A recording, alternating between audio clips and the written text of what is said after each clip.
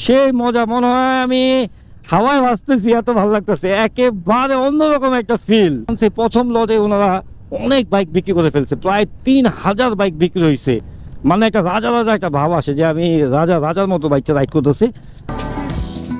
Hey everyone, this is Jivan Ahmed and welcome to my YouTube channel and Facebook page Relax Rider Jivan।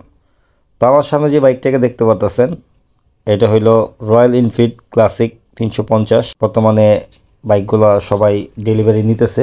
এই বাইকটা আমার এক ছোট ভাইয়ের, আর বললাম যে বাইকটা নিয়ে আয় 300 ফিট, আমরা একটু বাইকটা রাইড করি, আসলে দেখি বাইকটা কেমন। এর আগে ইন্ডিয়ায় কয়েকবার বাইকটা রাইড করছি, খুব ভালো লাগছে। সিকিম থেকে শিলিগুড়ি থেকে সিকিম হয়ে পেলিং হয়ে দার্জিলিং হয়ে তারপরে আবার শিলিগুড়ি পর্যন্ত এই বাইকটার সাথে পথ চলা আছে এর আগে, কিন্তু আমাদের দেশে এই প্রথম বাইকটা আজকে একটু রাইড করব। আর দেখেন বাইকটা আসলে সব দিক দিয়ে পারফেক্ট, লুক অসাধারণ, বিল কোয়ালিটি অনেক ভালো। আসলে বর্তমান প্রজন্মের যে এই বাইকটা একটা অন্যরকম একটা ভাইব সৃষ্টি করছে বাংলাদেশে। আর বাংলাদেশের বাইক প্রেমিকদের কাছে এটি একটি জনপ্রিয় বাইক। এর নান্দনিক ডিজাইন, শক্তিশালী ইঞ্জিন এবং আরামদায়ক রাইডিং অভিজ্ঞতা বাইকারদের মন জয় করেছে। আসলে রয়্যাল এনফিল্ড ক্লাসিক 350-এর রেট্রো ডিজাইন ক্লাসিক বাইক প্রেমীদের জন্য একটি বিশেষ আকর্ষণ। এর মেটাল বডি এবং প্রিমিয়াম ফিনিশ বাইকটিকে একটি শক্তপোক্ত এবং স্টাইলিশ লুক দিয়েছে।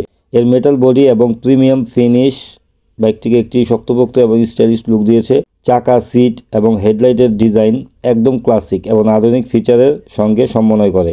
এর engine capacity 350 single cylinder liquid air কুল ইঞ্জিন, টর্ক 27 Nm, 4000 RPM। এই ইঞ্জিন মিশ্রণ এবং আরামদায়ক পারফরমেন্স প্রদান করে। সিটি রাইডিং এবং দীর্ঘ ভ্রমণের জন্য এটি আদর্শ। এর মাইলেজ ঢাকার ভিতরে 30 থেকে 35 কিলোমিটার পার লিটার, আর ঢাকার বাইরে অবশ্য এর 30 থেকে 35 পার লিটার পেতে পারেন।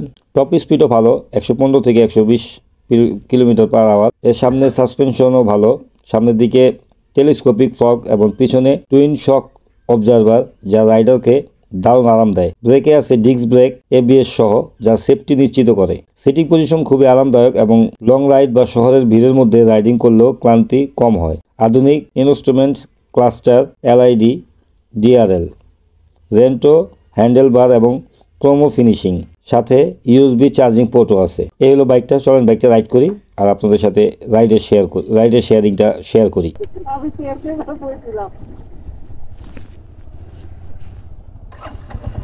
ওয়াও, সাউন্ডটা জোস। চলো একটু যাই, রাইড করি বাইকটা। এখন আমি রাইড করতেছি রয়্যাল এনফিল্ড 350 ক্লাসিক। সেই মজা মনে হয় আমি হাওয়ায় ভাসতেছি, এত ভালো লাগতেছে, একেবারে অন্যরকম একটা ফিল। সেই লাগতেছে, সেই আমার কাছে খুব ভালো লাগতেছে। আসলে যারা বাইকগুলো কিনছেন তাদের আমি স্বাগতম জানাই, স্বাগতম। আসলে খুব ভালো যারা বাইকটা কিনছেন। আসলে এই বাইকটা কিন্তু আমাদের অ্যাকচুয়ালি সবার ক্রাশ বাইকই বলবো। আমরা যখন বাংলাদেশ থেকে ইন্ডিয়া যখন যেতাম তখন কিন্তু আমরা এই বাইকগুলোই কিন্তু সবাইকে দেখাইতাম।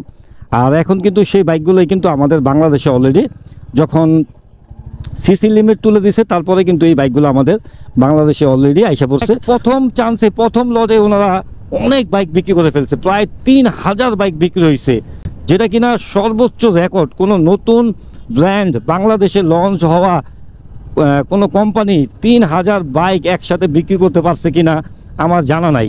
আপনাদের কাছে জানা থাকলে অবশ্যই আপনারা কমেন্ট সেকশনে বলবেন। আর যে রয়্যাল এনফিল্ড যেটা আমি চালাচ্ছি এটা ফিল্ডটাই অন্যরকম, মানে একটা রাজা রাজা একটা ভাব আসে যে আমি রাজা রাজার মতো বাইকটা রাইড করতেছি।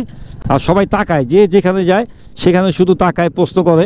এই হলো ব্যাপারটা, যে যেই বাইকই রাইড করে না কেন আপনার রয়্যাল এনফিল্ড কিন্তু তাদের কিন্তু ভালো লাগবেই। তো বন্ধুরা বাইকটা রাইড করে আসলাম, রাইড করে আসার পরে ভালোই লাগলো, কিন্তু সব কিছুরই মাঝে কিছু ভালো কিছু খারাপ দিক আছে। ছোট্ট কিছু ব্যাপার আছে যেটা আমি শেয়ার করি। হিটিং ইস্যু আছে, একটু হালকা হিট হয়ে যায় বাইকটা, হয়তো কিছুদিন পরে রাইড করতে করতে ঠিক হয়ে যেতে পারে। আর এটা ওয়েটটা একটু বেশি, যেহেতু টোটাল বডিটা মেটালের, এটা 195 কেজি ওয়েট। বাইক অনুযায়ী ওয়েট আমার মতে ঠিক আছে, কিন্তু তারপরে অনেকের মতে ওয়েটটা একটু বেশি হয়ে গেছে। আর সব মিলিয়ে অবশ্য বাইকটা ওভারঅল অনেক ভালো। যারা মোটামুটি আরামপ্রিয় তারা এই বাইকটা অবশ্যই তাদের জন্য আমি মনে করব যে অবশ্যই তাদের জন্য একটা আদর্শ বাইক। তো এই তো এ পর্যন্তই।